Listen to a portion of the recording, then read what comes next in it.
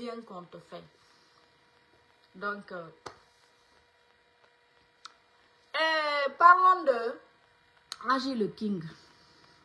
Je vois un peu sur les réseaux sociaux certaines personnes qui disent que Kelfa la KPC ne devrait pas porter plainte contre Agi le King. Ils ne sont pas de même niveau, c'est monté, c'est descendu. Vous savez, il y a beaucoup de Guinéens qui sont hypocrites. Beaucoup d'entre nous, là, nous sommes hypocrites. Parce qu'en parlant de la Guinée, il faut que je me mette dedans, je suis guinéenne. Vous étiez où? Et pourtant, KPC, lui, il n'est pas président d'un parti politique. Hein? Il n'est pas un homme politique. Ah! Lui, il ne veut pas être président demain. Hein? Il n'y a même pas ça dans ses ambitions. Il ne veut même pas ça. Être président demain, il ne rêve même pas. Il n'a pas ce projet même de long terme là. Jamais. Lui, tant que le pays, ça va, le pays est stable, il n'y a pas de guerre, tout président qui va venir est obligé de travailler avec lui parce que c'est un homme d'affaires. C'est une obligation. Voilà. Donc, il y a des gens qui disent aujourd'hui, vous pensez aimer Agi le King. Vous n'aimez pas Agi le King parce que venir dire non, Kelfa ne devrait pas faire ça, KPC a déconné, il ne devrait pas faire ça, il est plus que Agi le King. Attention, vous étiez où quand c'est Loudalen qui cherche le pouvoir en République de Guinée? Hein? Quand il a porté plainte contre nous, nous là, nous qui sommes les enfants de son ami, nous qui sommes les enfants du père fondateur de l'IFDG qui dirige aujourd'hui, qu'il est le président aujourd'hui. Vous avez applaudi ça. Vous n'avez pas condamné ça. Ça, vous, par contre, vous avez dit, oui, c'est normal. Les enfants là sont allés loin avec Seloudalen. Ils sont allés loin. Ça, vous n'avez pas condamné. Quand Seloudalen a porté plainte contre nous, ça, vous n'avez vraiment pas condamné. Ça, c'était une très bonne chose. Là, Selou, c'est pas... Voilà. Arrêtez d'être hypocrite.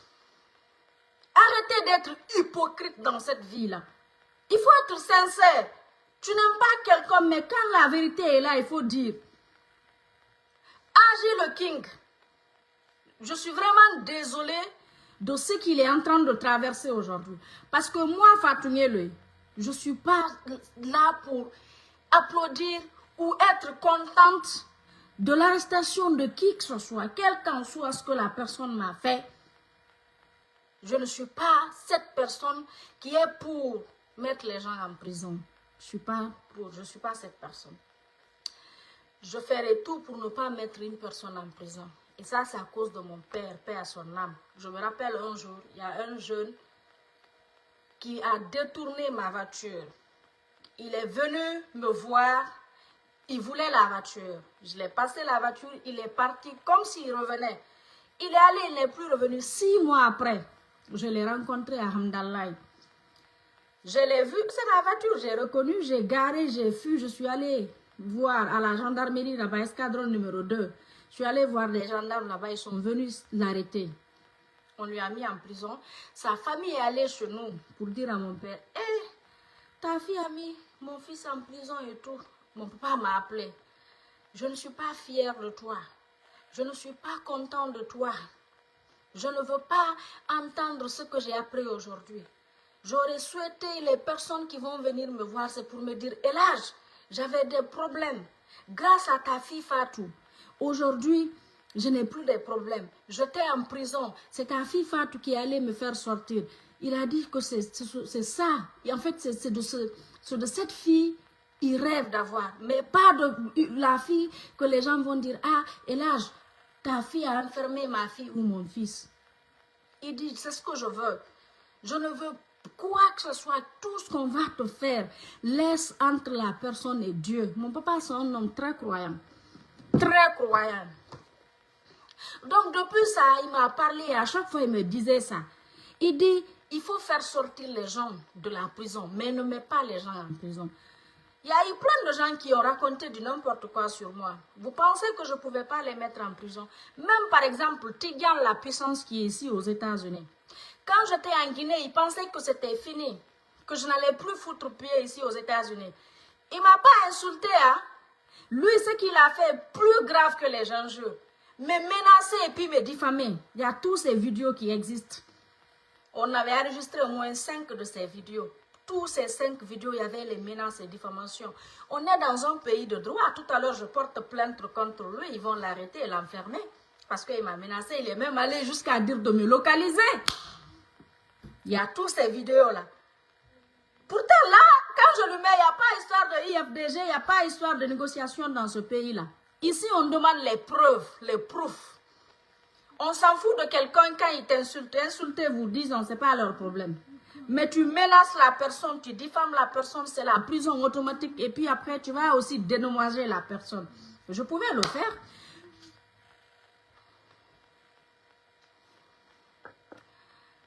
Non, mais vous avez vu les gens là, vous ne changez pas. Pardonnez, il faut bloquer les gens là. Parce que j'ai pas envie de... J'ai pas envie de changer en fait. Venir les mettre là où je dois les mettre là. Parce qu'il y a quelqu'un qui insulte ici là. Mais arrêtez d'insulter. Mais toi le bari là. A hersata.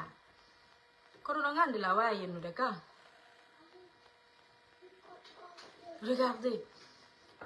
Tant qu'on parle de vous, vous n'aimez pas qu'on vous dise la vérité. Vous venez vous insulter.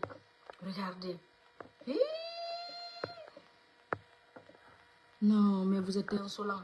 Maintenant, quand moi je paye pour moi, là où ça fait mal, là, après vous allez dire que je suis insolente. Bon, là, pour aujourd'hui, là, je pardonne. Pour aujourd'hui, je pardonne parce que ce que je dis là, ça fait plus mal même. C'est pourquoi vous m'insultez. Et puis ma beauté vous dérange quoi? Non, mais vous êtes insolent. Insultez là-bas. 10 ans, 20 ans, vous pensez que c'est ce qui va vous donner le pouvoir? Vous allez insulter. Vous avez vu? Attends, je vais bloquer. Attendez. Attendez. Oh, c'est pas toi. C'est pas toi, je dois bloquer. Attendez. Voilà, c'est toi qui dois partir. Non, c'est pas lui. Il y a un IFDGiste ici, mal éduqué là. Qui est très mal éduqué. Voilà. Il faut réécrire encore. Ils sont très mal éduqués, très impolis. Certains IFDGistes. C'est pourquoi aujourd'hui, personne n'a confiance en eux. Ils ont fait que les gens n'ont plus confiance à leur président. Leur impolitesse. Ils sont très mal éduqués. Et si vous pensez que... Mais vous savez que moi, je sais vous éduquer, non? Vous savez que moi, je suis votre Doliprane. Je suis votre Advil. Je suis votre Tylenol. Mais à un moment donné, tu laisses passer les choses. À un moment donné, quand on est classe, on se met... Voilà. Je ne vais plus venir ici. Ce que je fais là, il fait plus mal. Plus mal même. D'abord me voir comme ça, briller, jolie, la paix du cœur, tranquille.